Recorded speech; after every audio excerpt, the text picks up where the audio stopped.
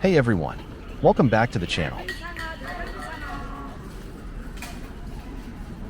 Today, we're going to a place that perfectly blends history, creativity, and urban charm, Eling Erchang, or Eling Factory here in Chongqing.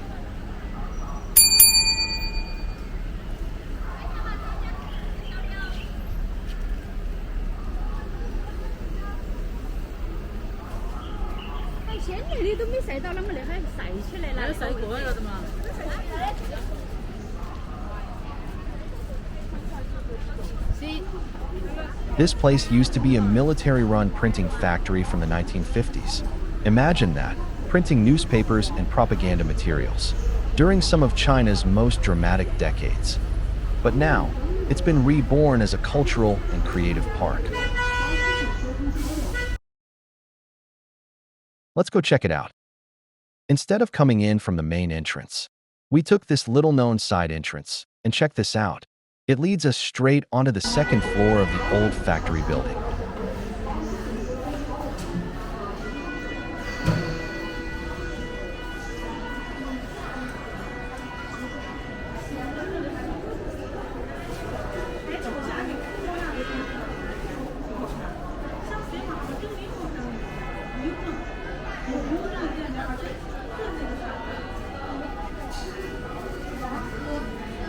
From up here, we get this incredible top-down view of the entire main alley below.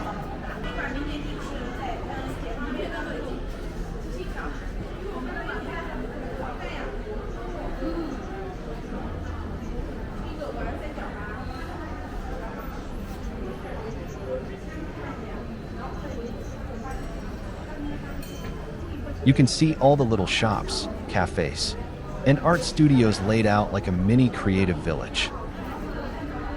The concrete walls, the painted signs, the mix of old pipes and green vines creeping up the walls. It's like stepping into a movie set.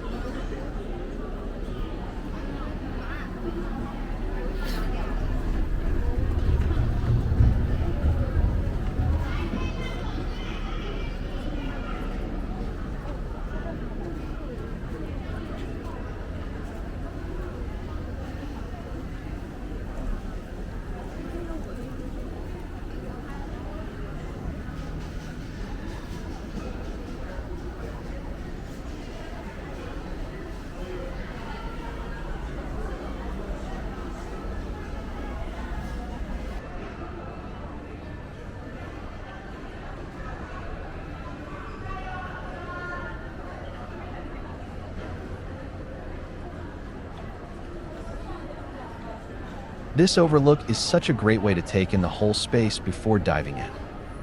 And right beneath us is a whole row of indie boutiques and street art corners.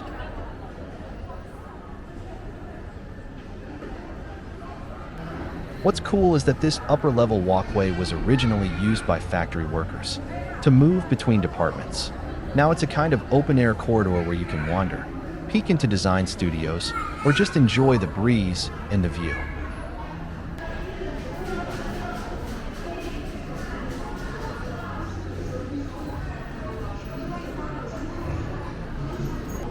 Alright, let's head down this stairway and get into the heart of Eling Erchang, one of the main alleys down below.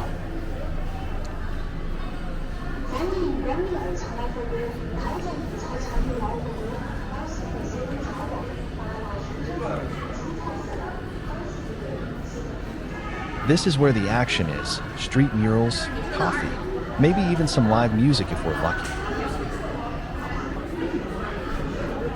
And wow, you can really feel the energy down here. It's narrow, cozy, and buzzing with life.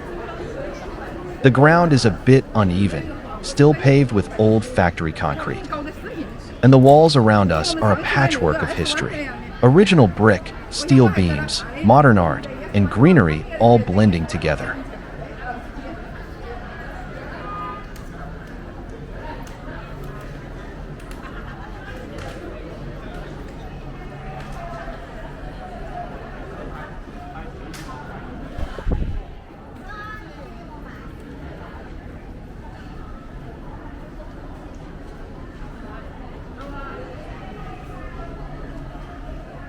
What I love about this alley is the people.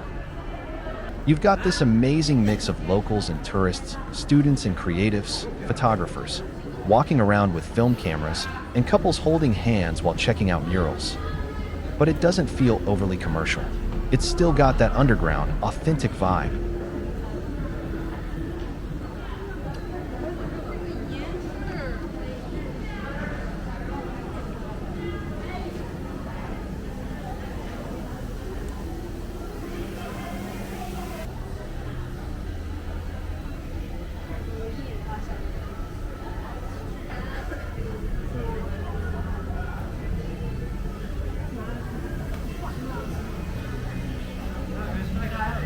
On one side, we've got cafés spilling out onto the alley with outdoor seating.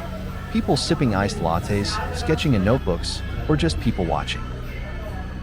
There's music in the background, kind of a lo-fi indie vibe. And honestly, it fits the atmosphere perfectly.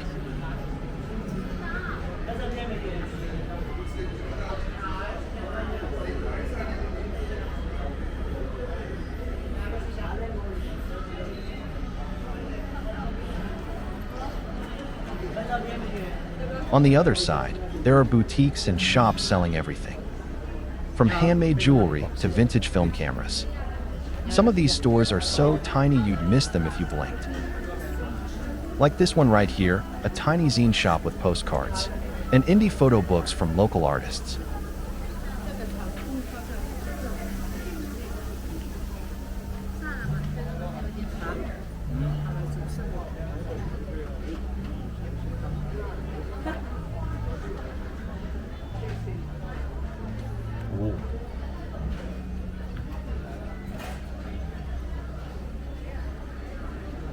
And look at this creative masterpiece.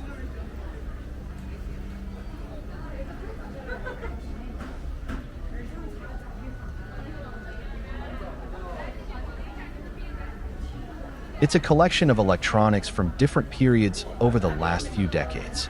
It's a symbol to show how generations of modern life evolve.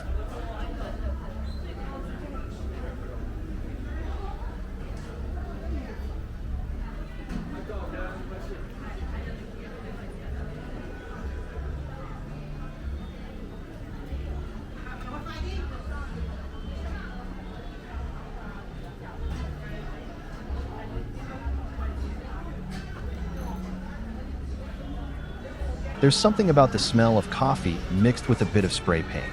Instantly tells you, you're in a creative zone. You'll hear the occasional hiss of a milk frother, footsteps echoing off the walls, a laugh from a group of friends around the corner. It's full of texture, and that's what makes it magical.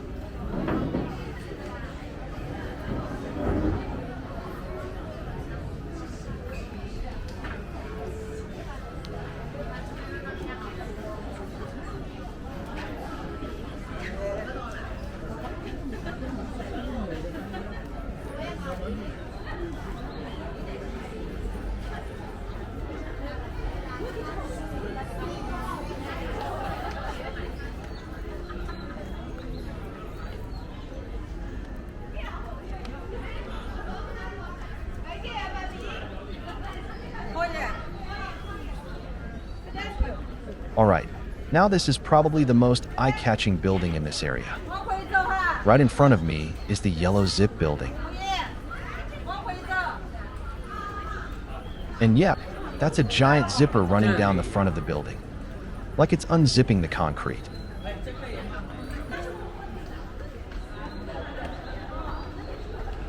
It was designed as a playful art installation, part of the movement to reimagine this old factory space as a cultural playground.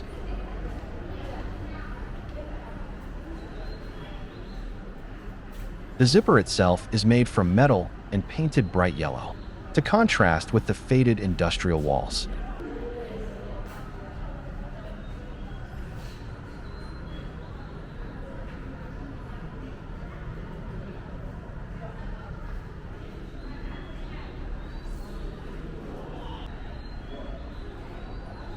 It almost makes the building feel like it's wearing a jacket, half open, to reveal its inner history.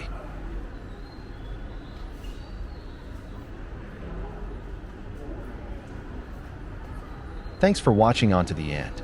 If you like the content, please hit the like button and subscribe to the channel. Stay tuned for part 2 of this episode.